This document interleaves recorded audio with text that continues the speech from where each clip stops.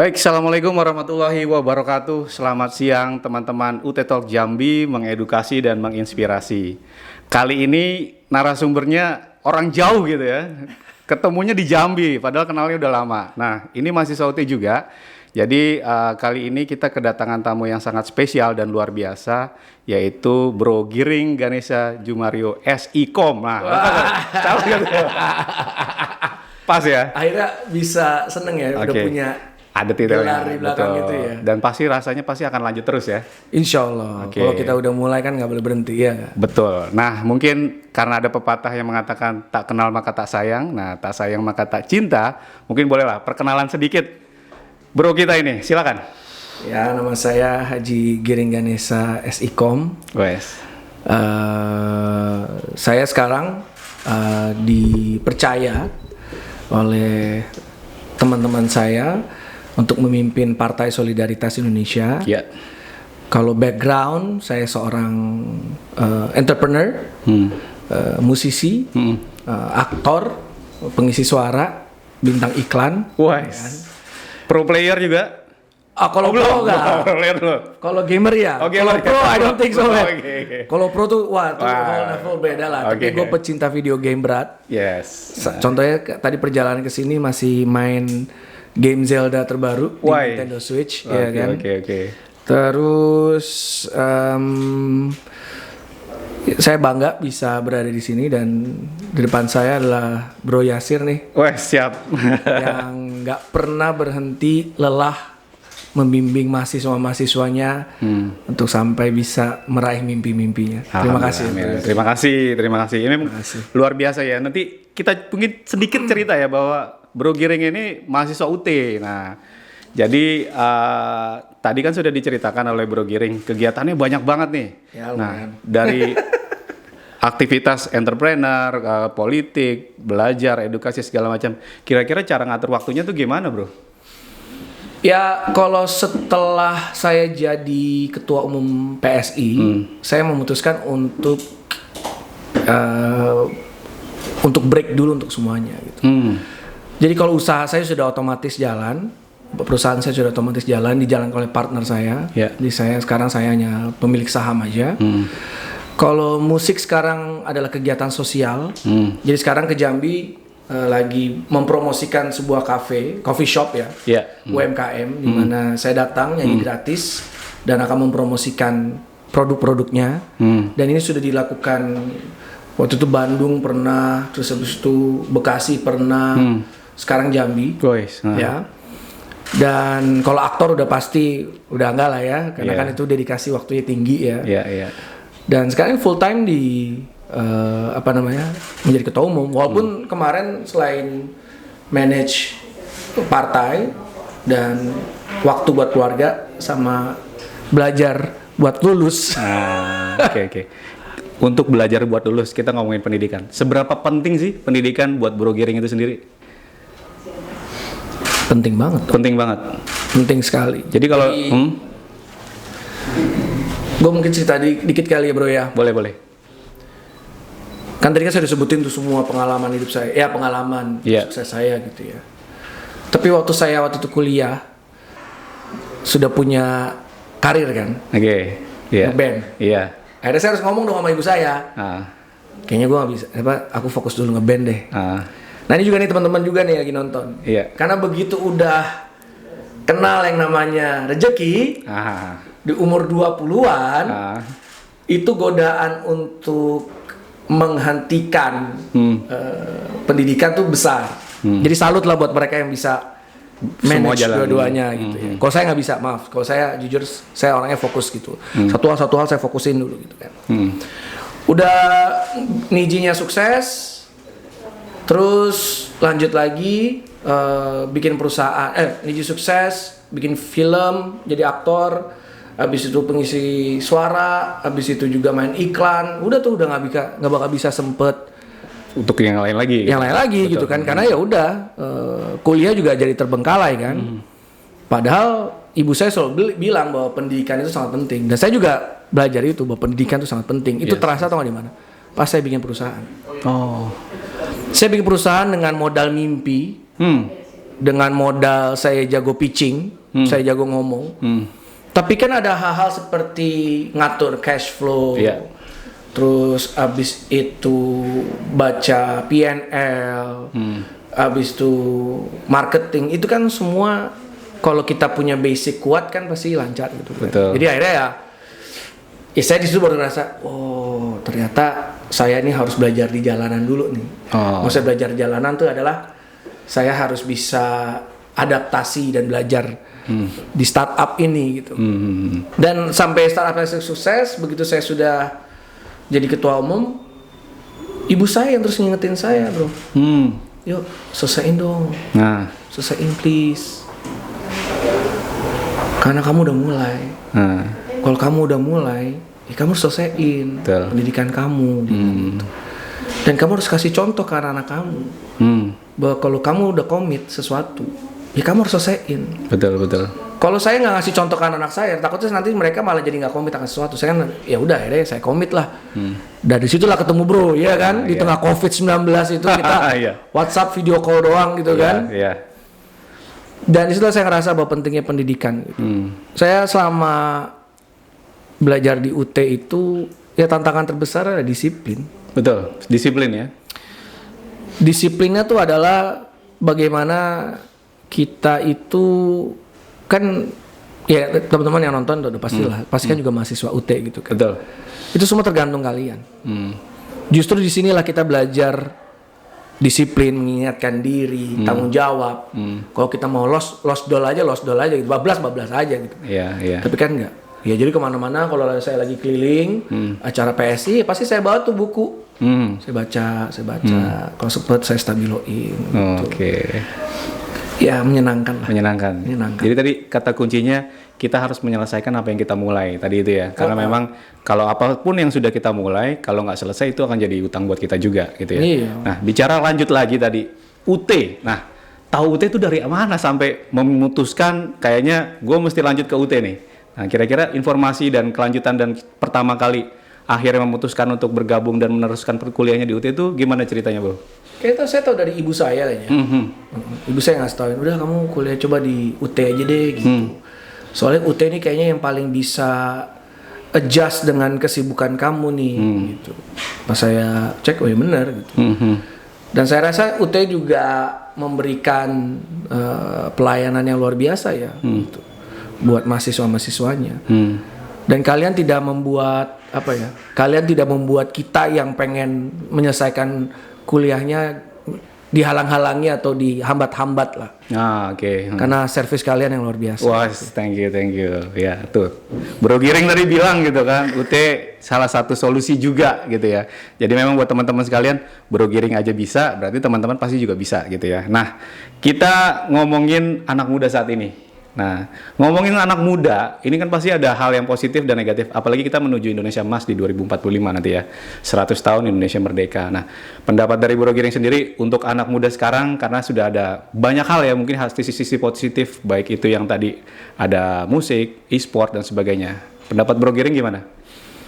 Kalau pendapat gue tentang anak muda, challenge terbesar mereka adalah lapangan pekerjaan. Iya kan? Iya. Itu nomor satu. Concern terbesar anak muda adalah lapangan pekerjaan. Bagaimana mereka udah selesai lulus kuliah, mereka kerja di mana nih? Ya. Kedua, tantangan mereka yang berikutnya adalah mereka resah kepada isu-isu, sebagai isu ya. Kalau mereka memilih, anak muda memilih untuk menjadi pengusaha, tantangan berikutnya adalah akses pemodalan. Ya, modal. Akses pemodalan anak muda itu tantangannya adalah mereka mau punya modal, tapi harus ada agunan. Iya dong. Terus apa? Mau ngagunin apa? Lo kan anak muda, lo mau ngagunin apa? Motor, lo mau ngagunin apa? Jadi seharusnya memang pemerintah itu harus mengadakan yang namanya pemodalan untuk mereka yang baru mau bikin usaha tanpa agunan gitu. Terus ada isu juga anak muda itu isu dengan perubahan iklim. Oke. Tapi itu terlalu panjang kayaknya untuk dibahas di podcast ini. Oke. Dan kalau menurut saya berikutnya juga anak muda zaman sekarang, kalau kita ini zaman kita berdua ya bro, kita masih mikirin musuh besar kita adalah Orde Baru misalnya. Kita takut kayak gitu lagi. Tapi sekarang enggak. Sekarang anak muda zaman sekarang punya tantangan terhadap diri mereka sendiri. Makanya ada istilah-istilah baru, healing, mental health, ya kan. Karena apa? Karena mereka sudah hidup di dunia yang sudah lebih baik daripada kita zaman dulu. So tantangan mereka anak muda zaman sekarang adalah mereka sedang mencari jati diri terus setiap kali, dan mereka mencari kebahagiaan. Gimana cara gue bahagia? Gitu. Tetapi kebahagiaan itu menurut saya juga kadang-kadang juga karena mereka suka liatin sosmed kali ya. Misalnya sosmed, misalnya contoh gini ya, Bro Yasir keliling Indonesia, jalan-jalan, terus nanti gue ngeliat Bro Yasir, enak banget hidupnya, liburan terus jadi mikir, aduh kok gue nggak bisa kayak Bro Yasir gitu kan. Nah terus hal-hal tersebut tuh yang kadang-kadang bikin anak muda juga punya tantangan. Jadi beda sekali. Kalau dulu generasi kita adalah musuh terbesar kita adalah di luar. Tapi sekarang generasi zaman sekarang lebih mikirin gimana cara mereka bisa punya tempat di Indonesia, di dunia ini. Mereka bermakna dan juga mereka bisa bahagia. Jadi menarik tadi, beda generasi beda tantangan ya. Anak 2000-an, Gen Z, Gen Y itu pasti filternya segala macam tantangannya beda. Nah, ngomongin perbedaan itu kita ngomongin e-sport. Nah, ini menarik. Karena kan ada yang juga bilang kalau dia aktif di e-sport atau di games dan segala macam kayaknya nggak punya masa depan, main aja terus sampai lupa makan, lupa sholat, lupa melakukan kegiatan. Nah kalau pendapat Bro Giring untuk orang yang mungkin kayaknya saya bisa jadi pro player atau saya bisa fokus di game, nah ke depan kayak gimana sih? Karena kan waktu itu pernah bikin Piala Presiden, nah banyak. Nah ke depan tuh gimana? Bisa digambarkan nggak Bro Giring? Saya selalu percaya bahwa industri video game dan industri e-sport, kita settle dulu ya. Industri video game dan industri e-sport adalah dua industri yang berbeda. Industri video game adalah industri orang membuat, mendistribusikan, mempromosikan video game. Industri e-sport adalah industri nontonin orang main video game secara kompetitif. Nah, itu dua industri yang berbeda. Jadi ketika yang lagi nonton nih mahasiswa UT gitu bilang dirinya gue mau jadi pemain e-sport profesional, saya cuma bisa bilang nggak gampang. Ada proses ya. Nggak gampang. Karena apa? Saya pernah menyaksikan sendiri bagaimana teman-teman saya di tim e-sport profesional kayak EVOS, RRQ, mereka tuh latihannya gila-gilaan. Ketika EVOS waktu itu mau bertanding di M1 yang sejarah itulah ya, mereka menang. Itu kan mereka di karantina. Betul. Berhari-hari, setiap hari main berjam-jam, ngomongin strategi. Bayangin ngeliatin handphone terus, tangannya begini, matanya gitu ya kan. 0,001 detik itu bermakna sekali. Sampai nggak bisa ketemu sama keluarga. Ya itulah yang harus dibayar menjadi pemain e-sport. Karena komitmennya tinggi, komitmen besar, dan nggak main-main, ya kan. Nah, kalau orang-orang yang mau jadi pemain e-sport profesional, sama aja orang mau main jadi pemain bola profesional. Semuanya pasti diatur dengan baik. Jam latihan, jam istirahat, apa yang dimakan, mental, itu semua sudah ada sistemnya gitu. Dan nggak gampang, balik lagi nggak gampang. Jadi kalau teman-teman ya jago main Free Fire atau jago main Mobile Legend, ya itu ya kalian beruntung. Tapi kalau kalian sampai bisa masuk ke tim e-sport profesional, nah itu baru. Karena mereka dapat gaji, betul, sponsorship, brand endorsement, ya kan. Nah, pemain e-sport itu juga harus berpikir tentang oke, mereka main, at the same time juga mereka harus streaming. Karena streaming juga duitnya besar. Betul. Ya kan? Bikin konten di YouTube juga. Jadi enak ya di industri e-sport, lo jadi pemain pro. Kalau lo jago ngomong, lo bisa entertain orang. Setelah lo selesai jadi pemain profesional, lo masih punya fan base yang kuat. orang-orang yang nonton lu main video game. Iya, iya.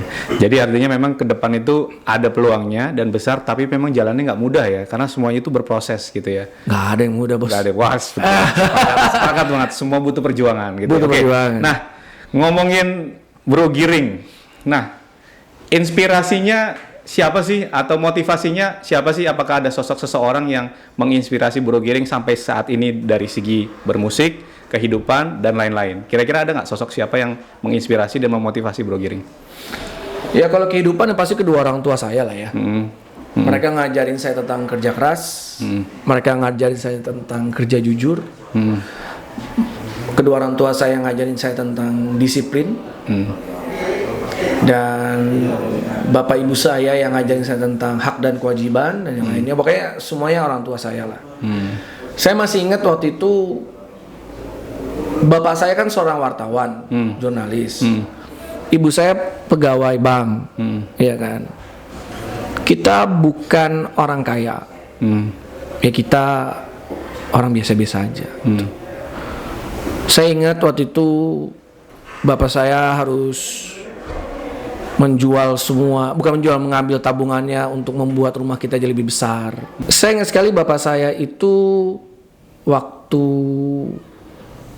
saya berapa belas tahun menjual semuanya dan akhirnya dan sampai harus kerja double gitu ya, double job.